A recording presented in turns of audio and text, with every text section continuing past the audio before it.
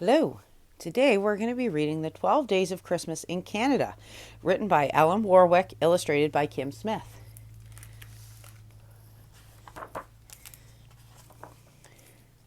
Dear Juliette, I hope you're packing your woolies. Canada is cold at Christmas time, but the sun will be dazzling off the crisp white snow, the air will be fresh, and we'll be having tons of wintry fun. I have lots of special treats in store for you as we cross the whole country in just 12 days. I won't give away all the surprises, but here are some hints. We'll be traveling lots of ways by boat, plane, train, and dog sled. Be sure to bring your sweet tooth because the maple syrup will be a-flowin'. Yum!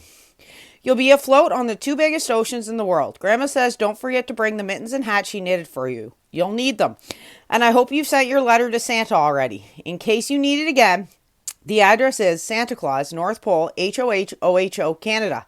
All kids who write to this address will get a handwritten letter back. Can't wait to begin our adventure. Your crazy Canuck cousin, Theo. P.S. You know how Grandma is wild about trains? Well, some nights we're going to be sleeping on one.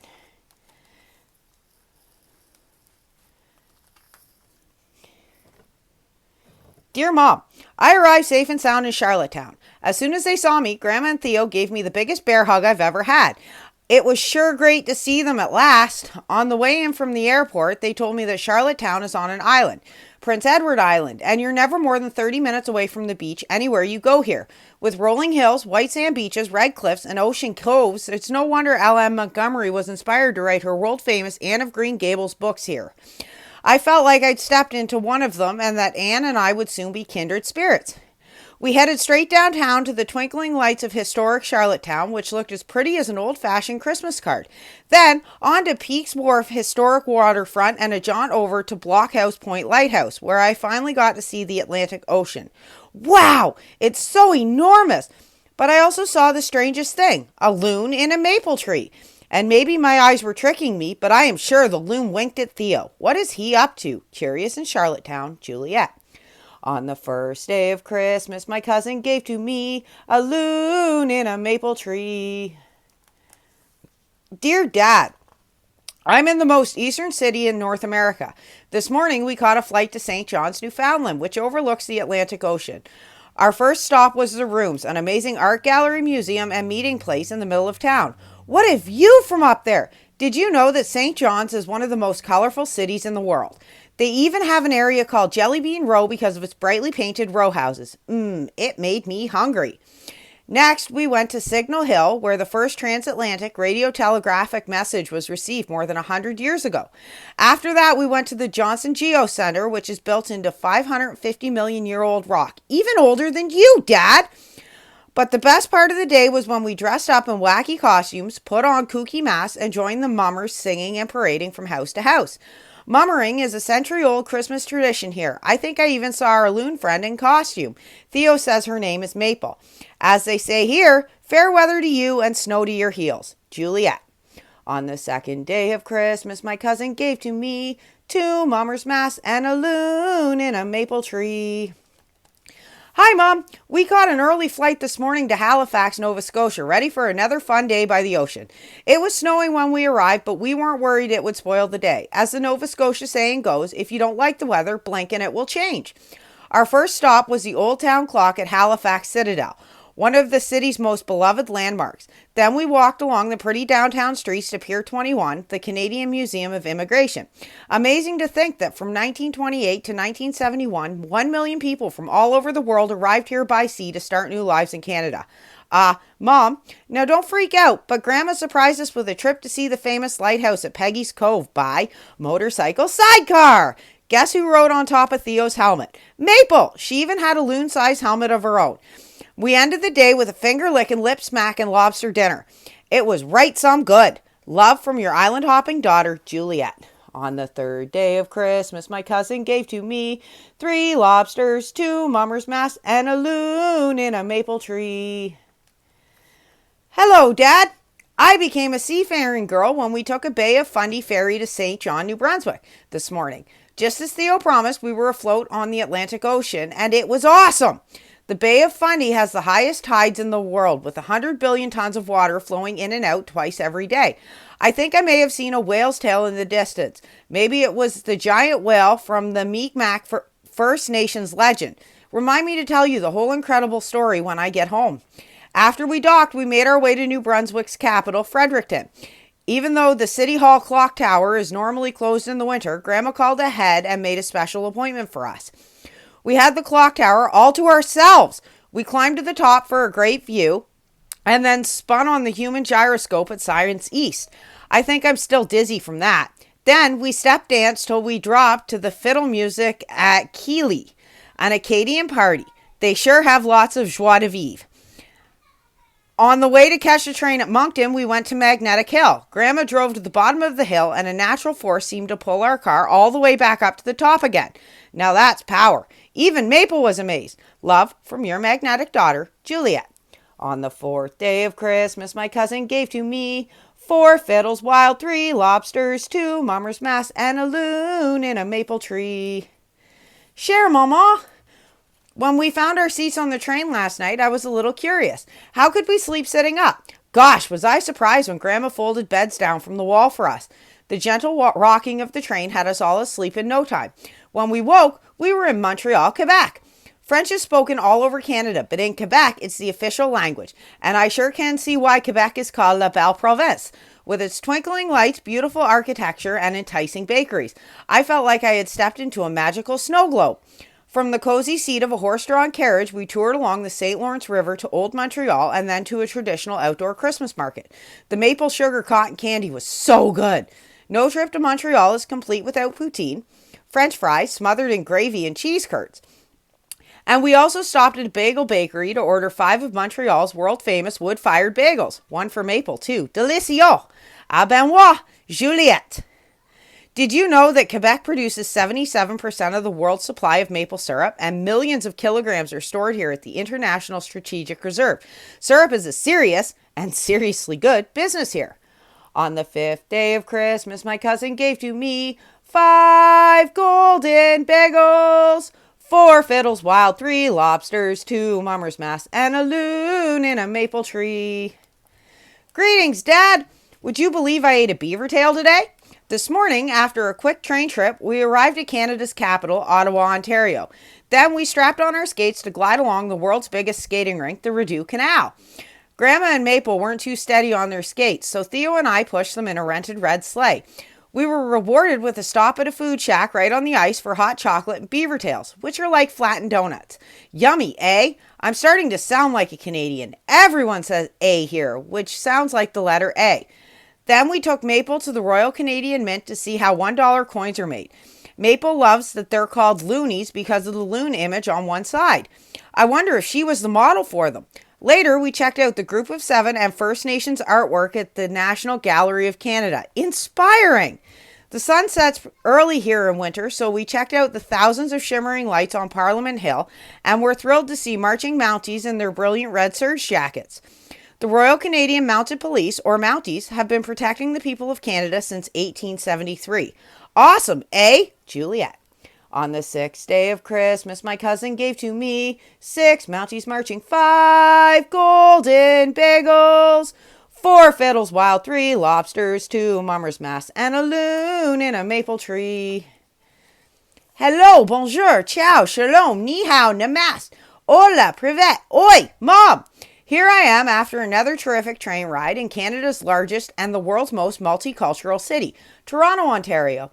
There's a neighborhood here for everybody, including 2 Little Italy areas, Koreatown, Little India, and 6 Chinatowns. And because almost half the people here were born outside the country, you can find the most amazing food and restaurants from around the globe. After eating Toronto's favorite meal, brunch, with plenty of maple syrup, we went to Castle Oma, a real castle right in the middle of the city. Feeling like a queen in the tower, I could see all the way down to Lake Ontario. Then we listened to one of the coolest sounds of the city, streetcars ringing their bells, as we rode to North America's highest structure, the CN Tower.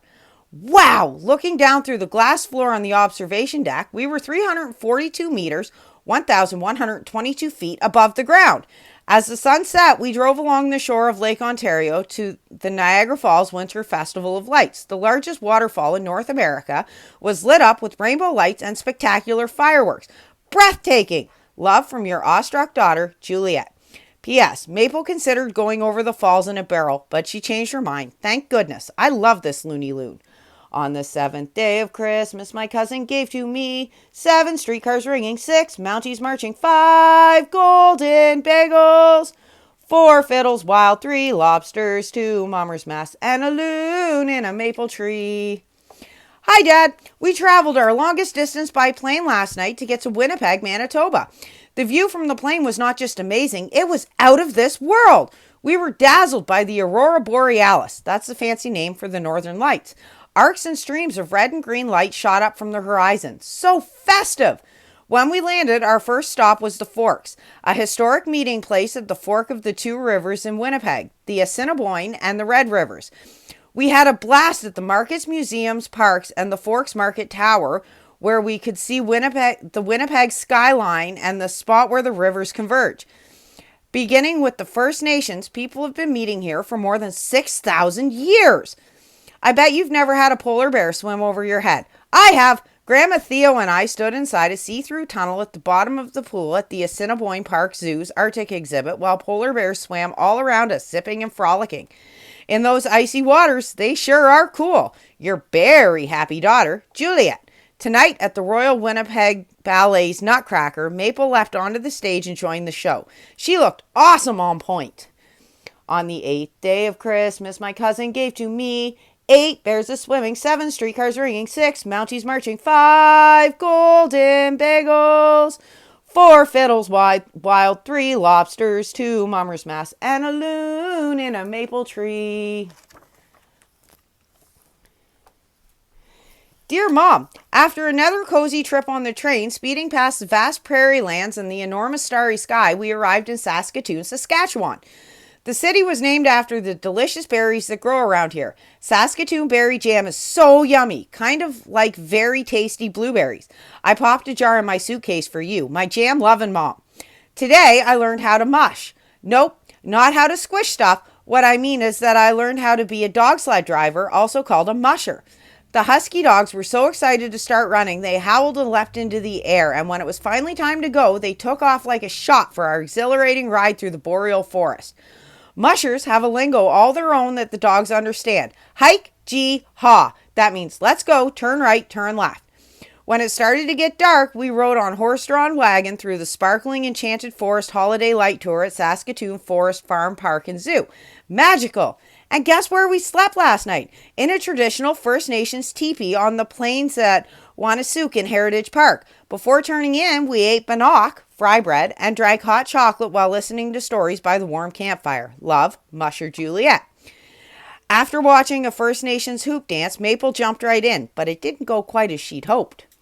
On the 9th day of Christmas, my cousin gave to me 9 sled dogs howling, 8 bears a-swimming, 7 streetcars ringing, 6 Mounties marching, 5 golden bagels, 4 fiddles wild, 3 lobsters, 2 mummers mass, and a loon in a maple tree. Dear Dad, yee-haw! Caught a flight this morning to Calgary, Alberta, which is Canada's Wild West. First stop, cowboy hats and boots for each of us. Maple was kicking up her heels. Who knew she could ride a mechanical bull? Hey, Dad, you know those terrifyingly fast luge sleds you love watching during the Winter Olympics? Well, I learned to drive one at Winsports Canada Olympic Park. Fastest speed, 60 kilometers, 37 miles per hour. Oh yeah, Olympics, here I come.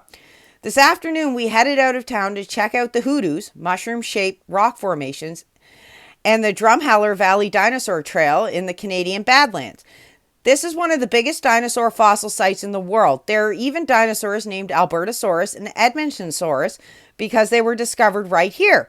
We were awestruck when we saw them displayed at the amazing Royal Tyrrell Museum of Paleontology, which is packed with humongous dinosaur fossils. It made me want to roar! We capped off this awesome day back in Calgary at a heart-thumping, foot-stomping, crowd-cheering hockey game, Canada's favorite sport. The players were on fire. She shoots, she scores! Juliette.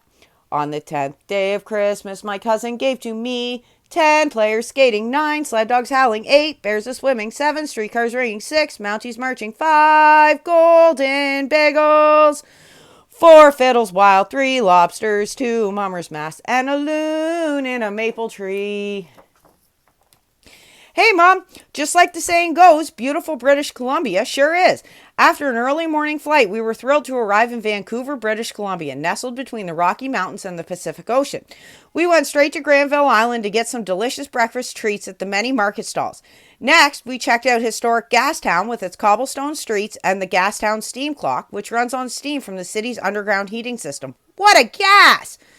We passed gigantic totem poles in Stanley Park, went across Lionsgate Bridge, and rode up Grouse Mountain on the Skyride, North America's biggest aerial tram. The view was stunning. We could see the city of Vancouver, the Pacific Ocean, the Gulf Islands, and a bunch of snowy Rocky Mountain peaks. We geared up and hit the snowboarding terrain park to shred the jibs and jumps. Maple's ollies off the quarter pipe were magical.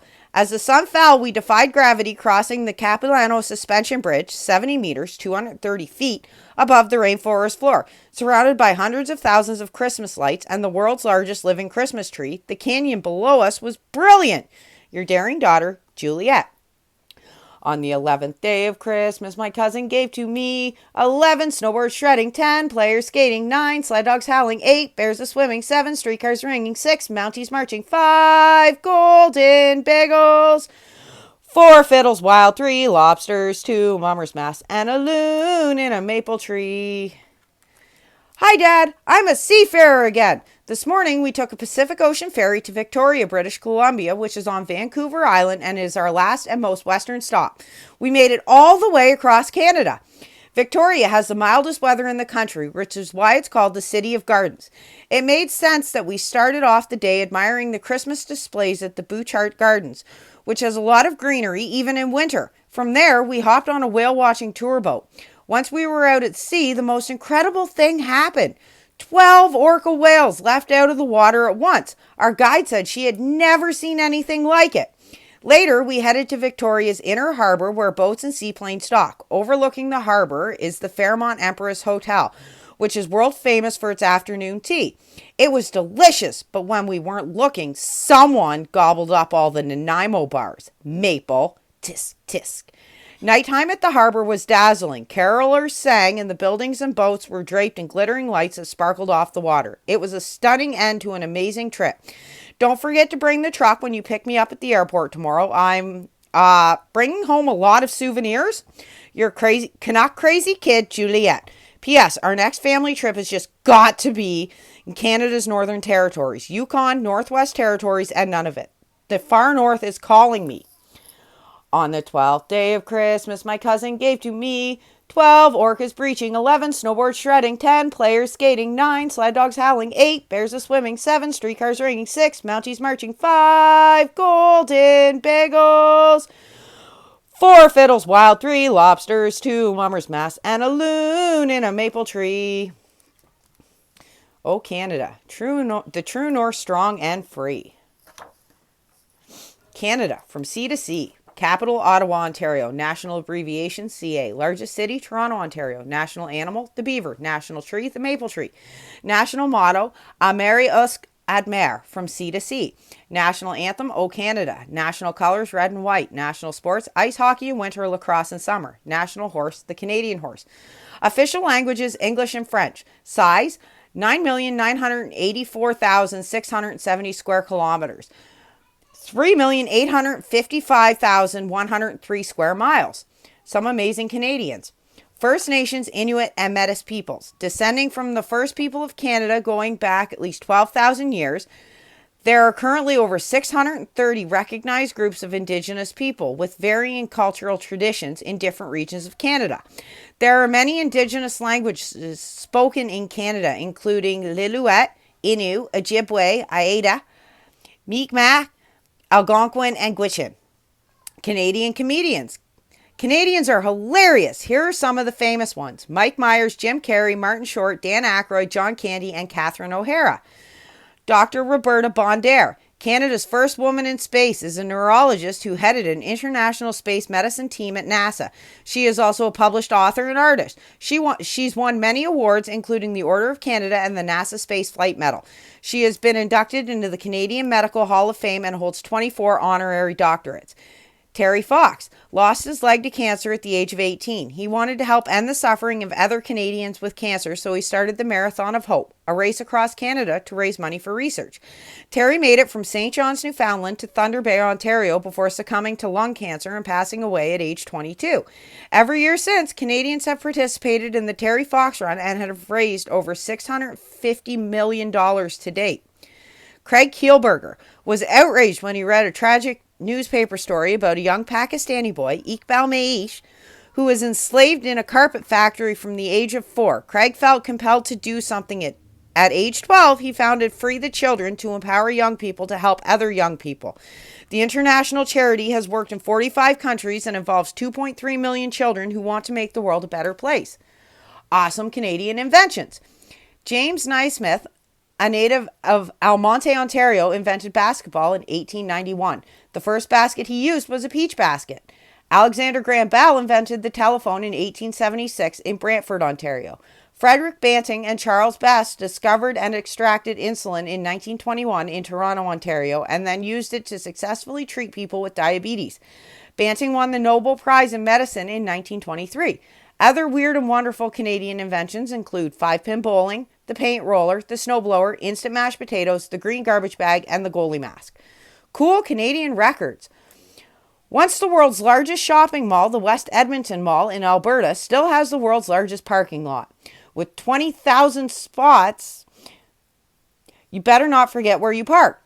The world's tallest recorded female was Anna Haining Bates, who measured 2.29 meters, 7 feet 6 inches. Anna was born in Nova Scotia in 1846. Too bad they didn't have basketball back then. She would have been a star player. The world's largest coin is the Big Nickel in Sudbury, Ontario. It's 9 meters, 30 feet tall. Yonge Street in Toronto is 1,896 kilometers, 1,178 miles long, and the longest street in the world, although some say this is up for debate.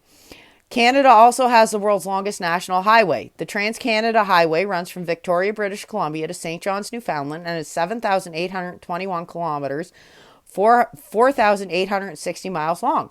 Wacky Canadian landmarks.